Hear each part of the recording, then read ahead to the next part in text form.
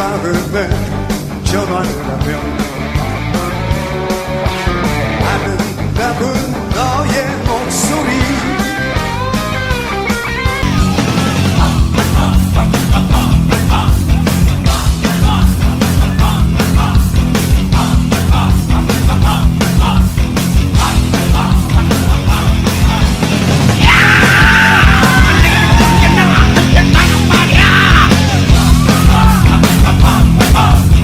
그대여 걱정하지 말아요 우리 함께 노래합시다. 바로 이 사람입니다.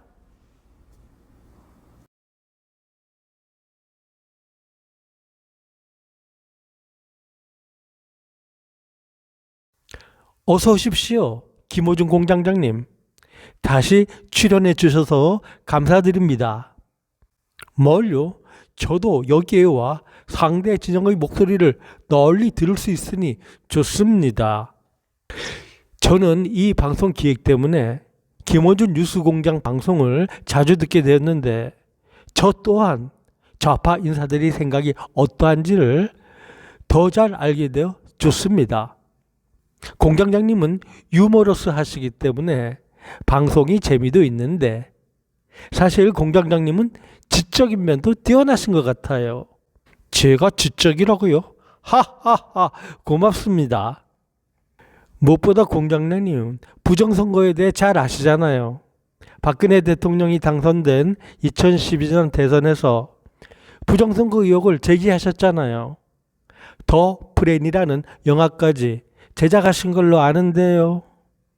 그때 나는 호탕하게 웃던 그의 얼굴이 잠시 일그러지는 것을 보았습니다. 귀한 걸음 해주셨는데 저도 좋은 이야기를 하면 얼마나 좋겠습니까마는 나라 돌아가는 것이 너무 혼란스러워 오늘도 현 정권의 잘못된 국가 운영을 지적하지 않을 수 없군요. 좋습니다. 무슨 말씀이신지요? 이재명이 취임하고 난 후 그의 자리를 굳건히 하고 국가를 통제할 악법들의 제정이 지난해인 2025년 연말과 올 2월 말에 마무리되었습니다. 이들은 사법부 장악을 위한 4가지 악법들과 언론의 자유를 억압하기 위한 정보통신망법입니다. 그럼 순서대로 그 내용을 간략히 말씀드려 보겠습니다. 첫째, 법 왜곡죄입니다. 이는 판사의 판결에 법 적용의 왜곡을 비롯한 중대한 하자가 있을 시 피해를 입은 당사자나 행정부의 법 집행 기관, 즉 검찰이나 경찰이 소송을 제기하여 그 판사를 법정에 세우고 처벌할 수 있는 법입니다. 국민들은 이 법이 법관의 자유로운 판결을 줘야 할 가능성에 크게 우려합니다. 둘째, 재판 소원제로 법원의 최종 판결에 대해 헌법상 기본권의 침해가 있는지 다시 헌법재판소에 심판을 구하는 제도입니다. 이 역시 그 도입에 많은 국민들이 의혹을 품고 있습니다. 셋째, 대법관 직원법으로 현재 14명인 대법관을 이재명이 퇴임할 2030년까지 12명을 늘려 총 26명으로 증원한다는 내용입니다.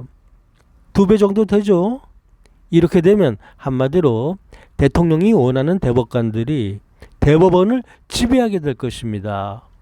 베네수엘라의 마두로가 한 짓이 바로 이것이죠. 넷째가 내란 전담 재판부 설치입니다. 이는 재판부 구성에 사법부의 독립된 인사권을 빼앗아 법원 내 소위 법관회의라는 좌편향 법관 집단에 주는 것으로 사법부 독립을 침해하는 것입니다. 그 다음 검찰 무력화와 해체도 큰 문제지만 오늘의 논의에서는 생략하겠습니다. 이런 사법 관련 입법을 현 정권과 작용 인사들은 사법개혁이라 부르지만 우리는 사법장악이라 부릅니다. 그리고 이 모든 일이 가능한 것은 무엇보다 입법부가 강고한 좌익에 장악되었기 때문이며 또한 이재명이 행정권을 휘두르기 때문입니다. 그 다음 악법이 바로 개정된 정보통신망법입니다. 그러나 이에 대해서는 오늘은 다루지 않겠습니다.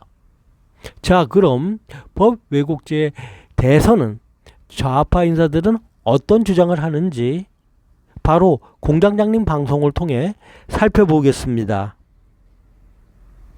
왜곡죄는 이번 기회를 통해 가지고 지기현 판사 같은 경우에도 형사소송법을 정면으로 위반해서 잘못 적용한 거거든요. 이게 법 왜곡죄의 대상이 됩니다. 그러니까 이제 판사와 검사들의 이 법 적용 과정에서의 잘못된 위법한 부분에 대해서는 이제는 정말 형사 처벌을 해야 된다고 생각을 합니다. 법의 정신과 의도는 이러한데 그걸 왜곡해서 자기들이 잘못 기소하거나 잘못 판결할 때 우리는 그걸 그동안은 법 기술이라고 불러왔는데 그냥 그리하셨잖아요. 직무유기는 네. 1년 이하의 징역이고 직권남용은 5년 이하의 징역이에요. 근데 지금 법안 나가는 있는 법왜곡죄는 10년까지 처벌하는. 좋습니다. 그랬기 때문에 이게 있어야만이 1년에 한 건을 처벌하더라도 그렇죠. 판사 검사들이 해가 방치시켜야 돼요. 헛짓을 못한다 이겁니다. 이들의 논의를 보면 좌파 진영에서 생각하는 법 왜곡죄 운영은 실로 살벌합니다. 지기현 판사가 윤석열 대통령을 석방시켰던 지난 판결도 법 왜곡이라 단정한다면 판사들이 어떻게 소심 판결을 할 수 있겠습니까? 하지만 법 왜곡죄 자체는 선진국인 독일에서 실제로 시행하고 있는 제도죠. 선진국에서 시행한다고 바로 우리나라에서 적용될 수 있는 것은 아니죠. 역사와 환경이 다르기 때문입니다. 독일에서 사법권에 강한 제약을 두는 것은 무엇보다 세계사에서 유례를 찾기 힘든 나치 정권에서의 사법 왜곡의 쓰라린 역사가 있었기 때문입니다. 그리고 독일은 사법부의 독립이 매우 강력하며 또한 법관의 인사권도 비교적 분산되어 있다고 합니다. 내년인 2027년엔 새 대법원장을 이재명 입맛대로 뽑을 수 있고 그 새 대법원장이 사법부 인사권을 주게 됩니다. 이 상태에서 판사들이 자칫 법 왜곡죄로 소송이 걸리고 판사가 법대의 피고의 자격으로 서며 그 결과가 어떠하든 그것이 자신의 인사에 영향을 미친다면 그것은 해당 판사에게 심대한 압박으로 작용할 것입니다.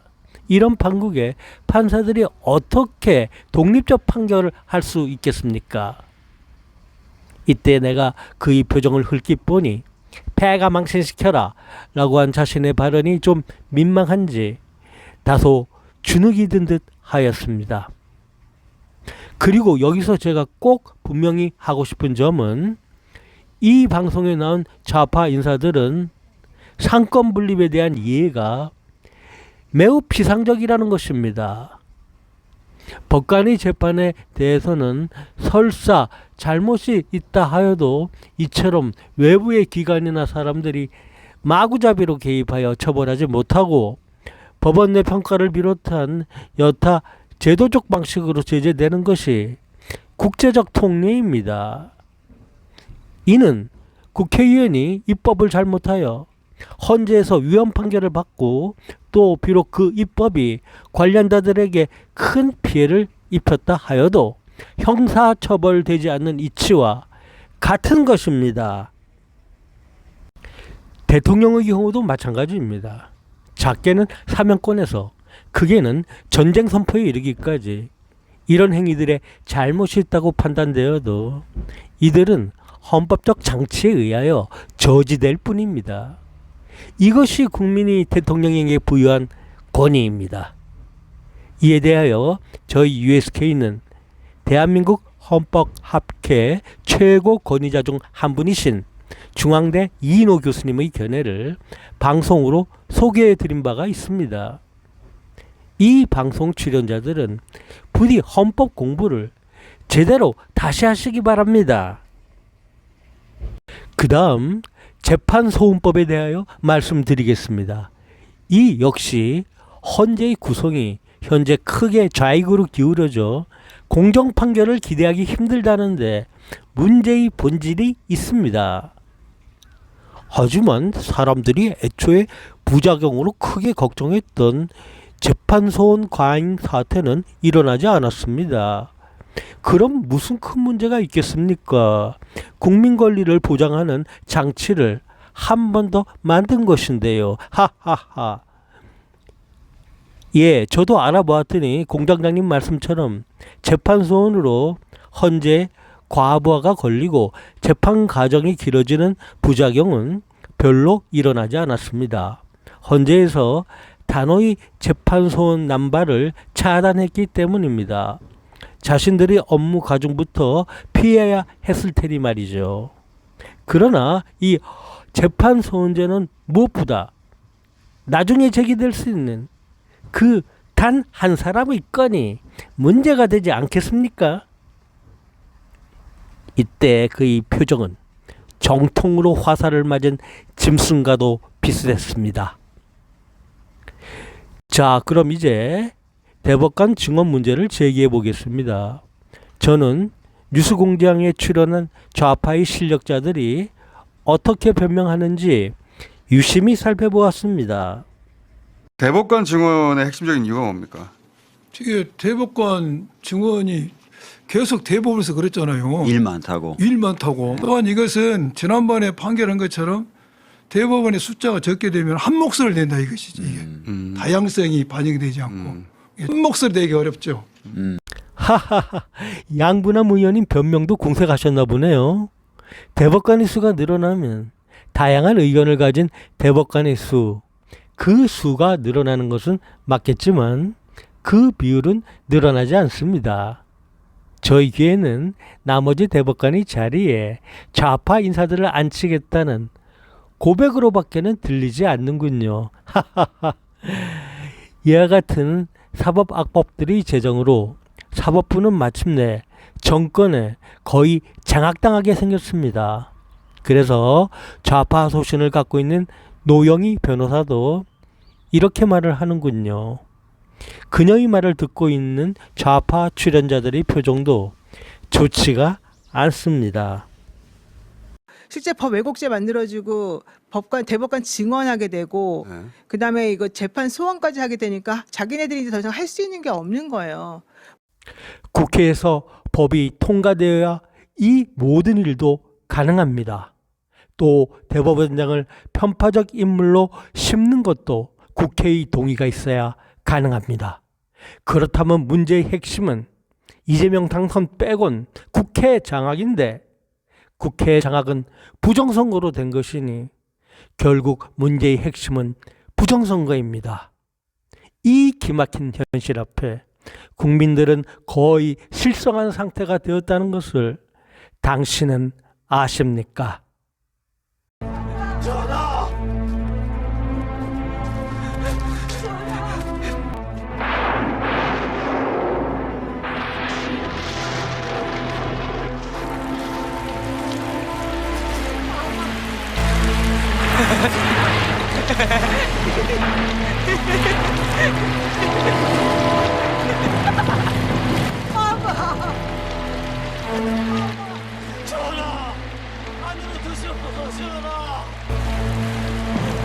이건 피가 아니다. 눈물이다. 피눈물이 아니야.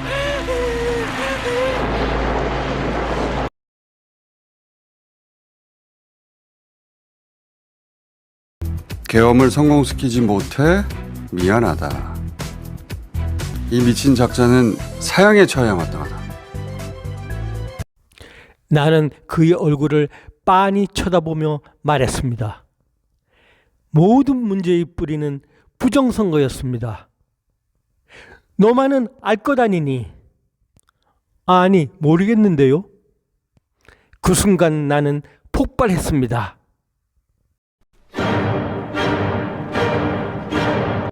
나는 광분한 사람처럼 그에게 달려들어 그의 콧수염부터 쥐어뜯기 시작했습니다. 이어 그의 턱수염을 뽑아버리고 그래도 분이 풀리지 않아 그의 머리털도 다 뜯어버렸습니다. 얼마나 시간이 흘렀을까? 정신을 차리고 그를 바라보니 그의 모습은 이처럼 변해 있었습니다.